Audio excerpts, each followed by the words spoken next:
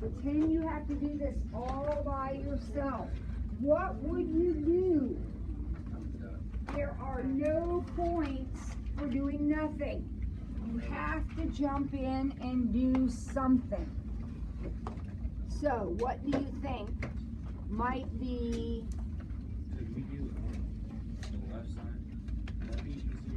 Oh, I think it would definitely be easier, Brendan. You can foil that. And you could foil it, absolutely. So one option you have is to foil. Now we have got to get away from this, what's the best thing to do?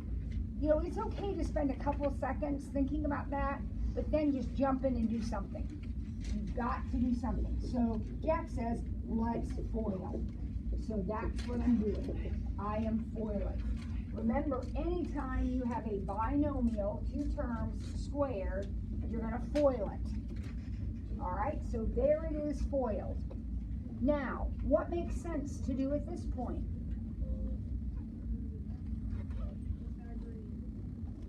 You've got Pythagorean identities all over the place. What are we trying to end up with? 1 minus, with the right. What are we trying to end up with? What do we have over here? We all have secants. We have not signs, right? So would it be better maybe to change some of this into sines and cosines and see what we've got? So let's see what happens. Let's see what happens here. Here we go. This would be 1 over cosine squared minus 2 times 1 over cosine times sine over cosine plus sine squared over cosine squared. Oh my gosh, that worked out great. What's the denominator here? Cosine squared. What's the denominator here of that whole thing? Cosine squared. Cosine squared, and what's this one? Oh, that's awesome.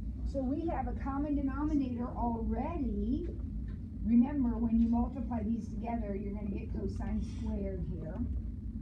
So we have 1 minus 2 sine plus sine squared. All right, so the first thing we did was just FOIL. The second thing we did was say, look, this is a mess. I'm supposed to have sines. I'm going to change this into sines and cosines.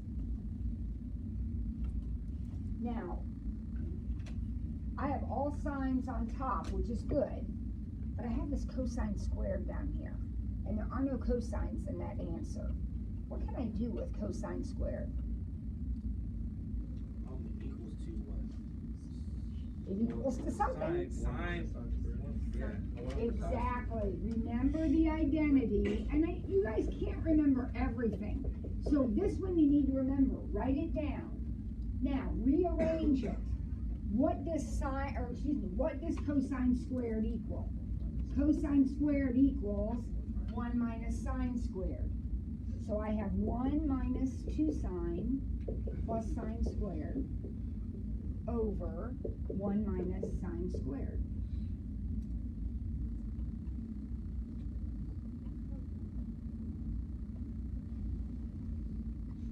Now, the good news is it's all sines, right? We need that. That's good. The bad news is there's way too much of it. It's got squared, it's got too much stuff. So when you have too much stuff, what do you know is going to have to happen? You have to cancel. And in order to cancel, you're going to have to factor. So does anybody see any factoring that can happen on the top and or the bottom? They both factor. How does the bottom, we've already factored in other problems. The bottom is 1 minus sine, 1 plus sine. We've done that in other problems. That's called the difference of squares. Anybody see how the top factors? It's a quadratic. What is it, 1 minus? It'd be 1 and 1. 1 minus sine, 1 minus sine, 1 minus sine. That's beautiful. That is absolutely beautiful. If you don't believe her, FOIL this out. 1 minus 2 sine plus sine squared. Perfect. Yep. Now what happens? You lose one of them, and you're left with exactly what you wanted. Okay, bless you. Now, we didn't do anything tricky in this problem, so let's go back through the steps and make sure. Every step made sense. You can't look at that and at least not consider foiling it, right? I mean, that's what it is. It's a big foil. So we foiled it out. Then we have secants and tangents, and we want signs. So we said, let's change it all. So we changed it all. Luckily, it came out with a common denominator. If it didn't, we would have had to have gotten a common denominator. So we combine all that. Cosine squared doesn't fit what we want. We want sines. So we changed that using our Pythagorean identity. Then we factored and canceled. All right, let's try another one. You gotta admit, they don't seem quite as scary as they used to.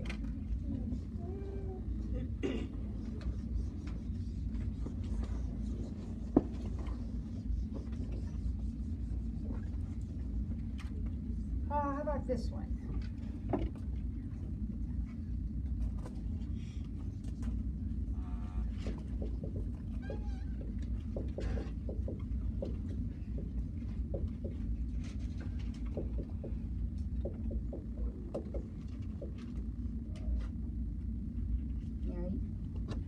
I heard a ooh, wow. Well, here's the really good news. You're supposed to end up with 1, so basically everything has to cancel out, right?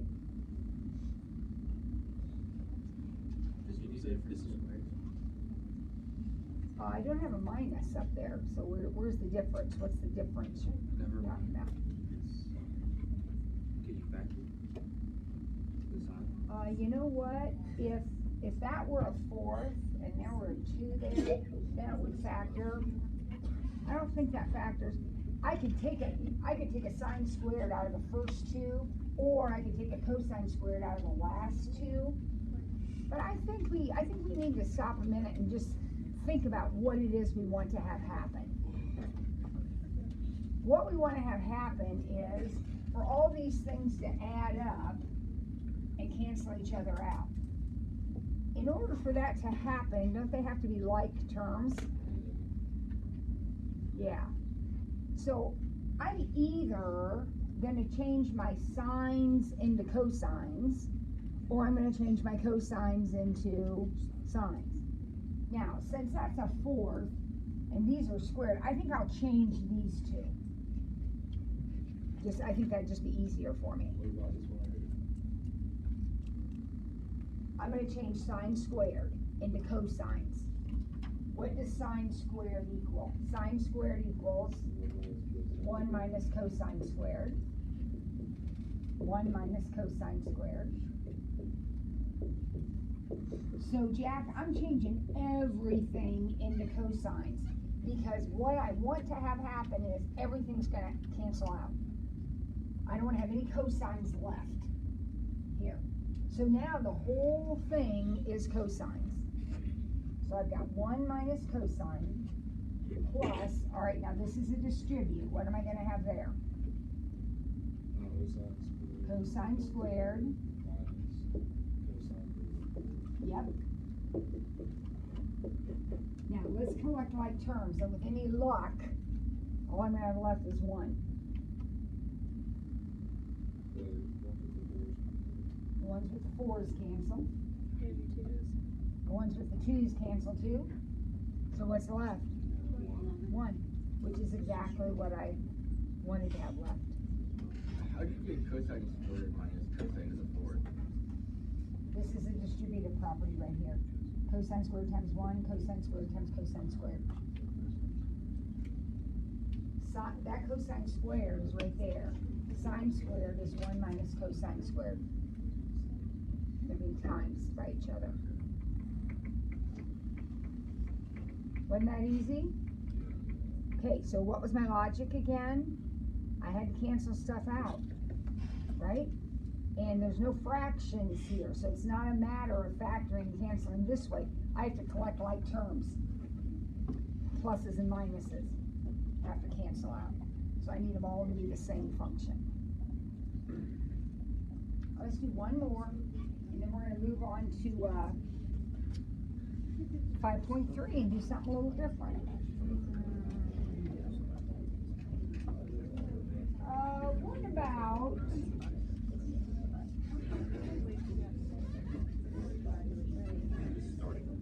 I don't want to do ones we've already done. Have we done this one?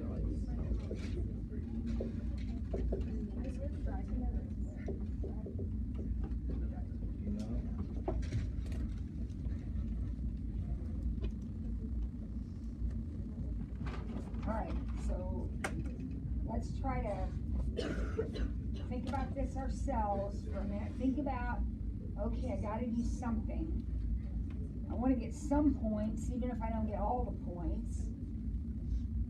What could I do that would get me some points? Anything that's going to get you points as long as it's right. Well, why don't you put, I'd do the right side, and put them in the fractions. What fractions? So I'm gonna do a lot of the right side. You are, absolutely, absolutely. So you are. like on the last one, we could have changed the one and all. Yeah, that would have been hard. That's hard, but you could have done it. And Brenton, yeah, if it's verifiable from one side, it's verifiable from the other. Basically, the steps would be reversed. So Jack, I would have to go from here to here to here to here if I were working on the one side. That's really hard to do. Yeah. Brenton, I think it's gonna be way harder to mess around over here. Over here, there is an obvious move.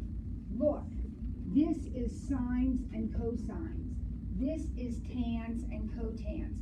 What's the obvious move? Change your tangent into sine over cosine and your cotangent into cosine over sine. Again, kids, it's a matter of just jumping in and doing something.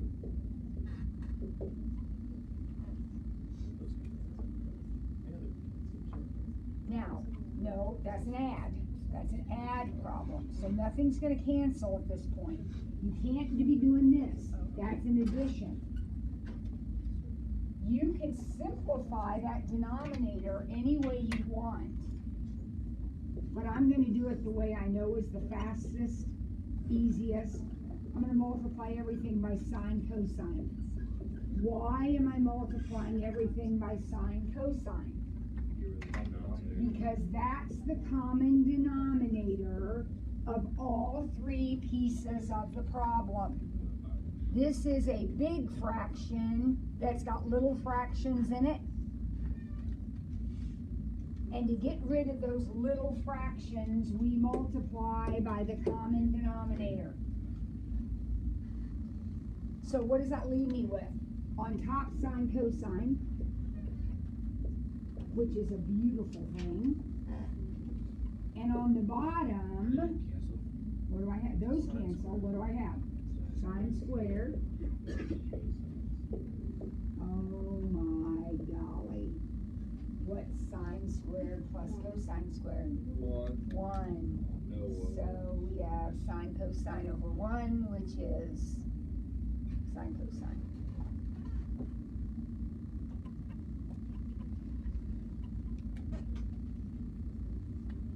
All right, we'll practice 2 or 3 more again tomorrow. And then next time I see you after that, you're on your own. So I would suggest that if you haven't been working on the 5-1, 5-2 problems, you do that so that if you run into one you get stuck on, you know, you can ask. We're working on that right now. No. Right now, we're going to work on 5.3, which is